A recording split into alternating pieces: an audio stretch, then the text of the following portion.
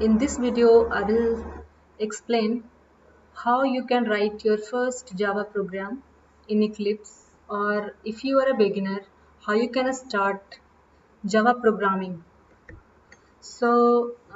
I have this Eclipse software. So I have just opened this one. I'll write my first Java program, or I will explain uh, how to write your first Java program in Eclipse. So for that, first of all, I will create, what you need to do is, first of all, go to Eclipse and I need to create one project from here. So I'll create file, new, and then I'll create one new Java project. Let's say I'll name it as basic Java programming. So you need to name this project. You just need to create a project from here. Going to file and then new, then project. I'll just click on finish. Now again go to this file and create new class. So you want to create a class. First of all, if you are starting with Java programming, what you need to do is you need to create a class. So I'll go to class. I just want to create a new class. I'll go to class, and so from here is the source folder. I need to select that particular project name which I have created. So I'll just search that. I have created this one with basic Java programming. I'll just click on this one because this one is my project. Here I want to write my Java code here. I'll just click here and then source. I'll okay this one, okay. So here is the package option. Here you can include your package, but I will not include any package here. And here comes where you need to write your class name. So remember, whatever class you want to give in your program, you need to write the same class name here as well. Means whatever name you will write here, that that should be in your program, okay. So let's say if you want to name this as abc.java, or let's say a.java. So your class name will be class and then a. So your class name will be same as your file name. So whichever name you want to give for your class, just give it here. So I'll name it as first example dot java. I just name this file as first example dot java. I'll just click on finish. So this one is our first class, okay. So this one is our class. I have saved this file as first example.java. That's why my class name is first example here, okay. So here is the class. So anytime when you are writing your first Java program, you need to write your class name.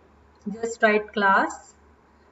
So C will be in the small case, and then the class name, okay. So this class name should start with the capital letter, and if you are naming it as like first example, then it will start from uppercase, and again the next letter will be in the uppercase and remaining will be in the small case. I hope you got it. I'll just do it again. Let's say I want to create a class, okay, my first class. I'll just write class, and let's say I want to name it as my first Java program, okay. So this one, I named my class like this. So what happened here is, like I should start with class and then the class name. So the first letter is like my, so this one is in the uppercase capital letter, again first. So this one is my second word. So I just name it as F as capital, then remaining is small. again Java for again J will be capital, rest will be small program. So you should follow this convention.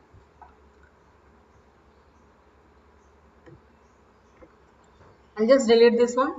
And so this one is the access specifier.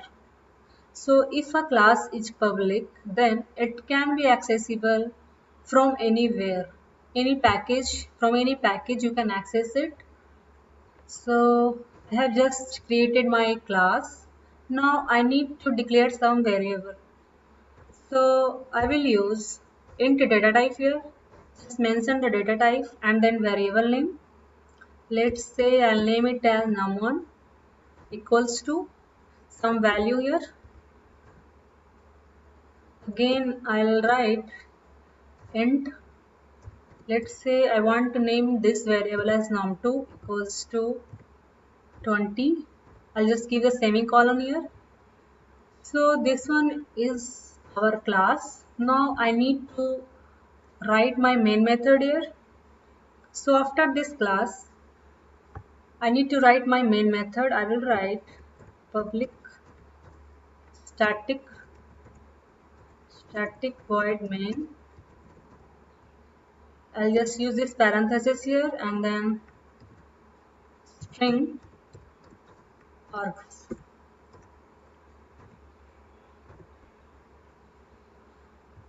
And I need to give this curly braces. I need to close this as well.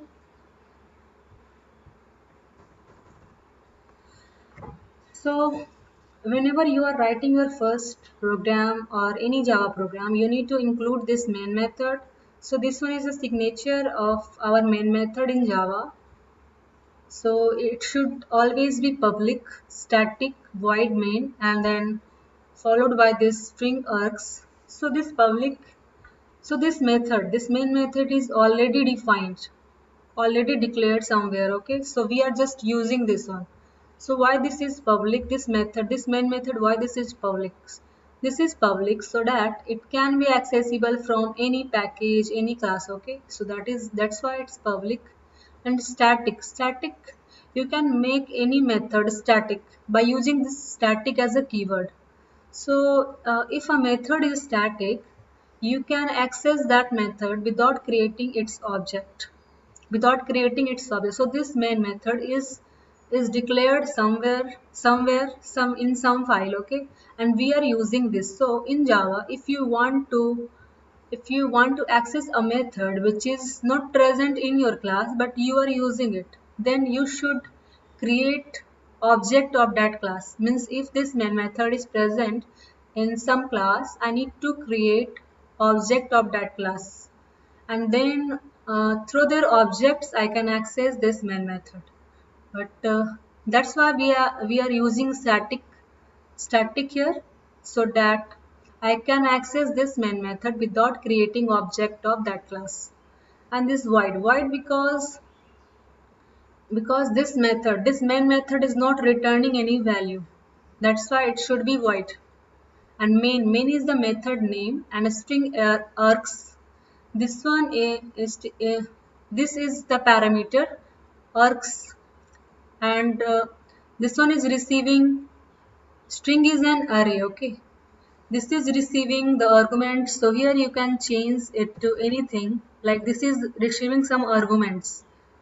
So let's say if I'll write k, then also we don't have any error. Okay, you can name this array, this is the array name args.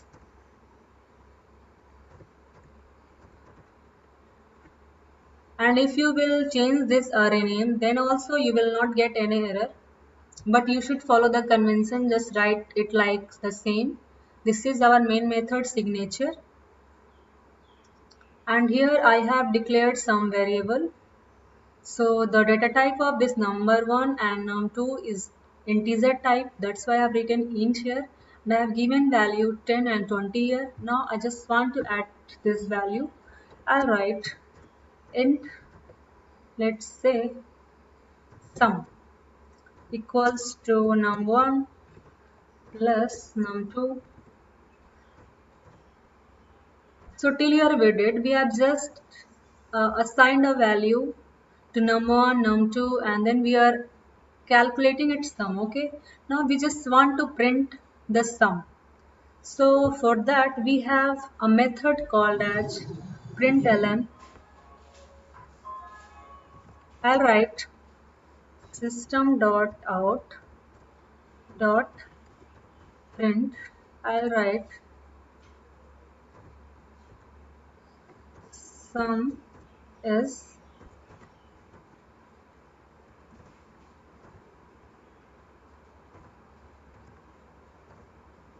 I'll write the sum. I just save it. So if you want to display a value to your console, you need to write this system.out.print or println also. If you want println, you can write that println. So if you will write any statement after this one, system.out.println, let's say I'll write something here,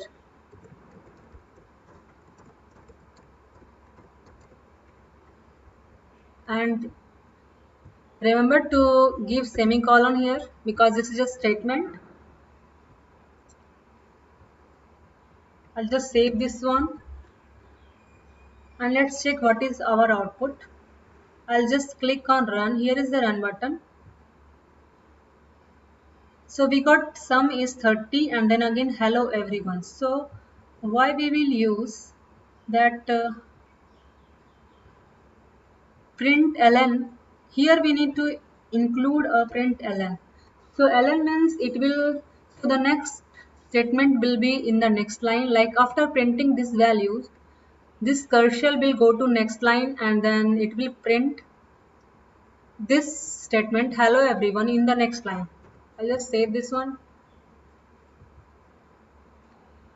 So see, this is sum is 30 and then hello everyone. That's why we have used here println.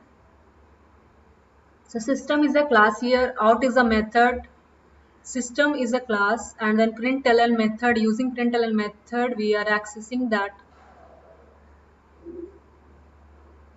the print method.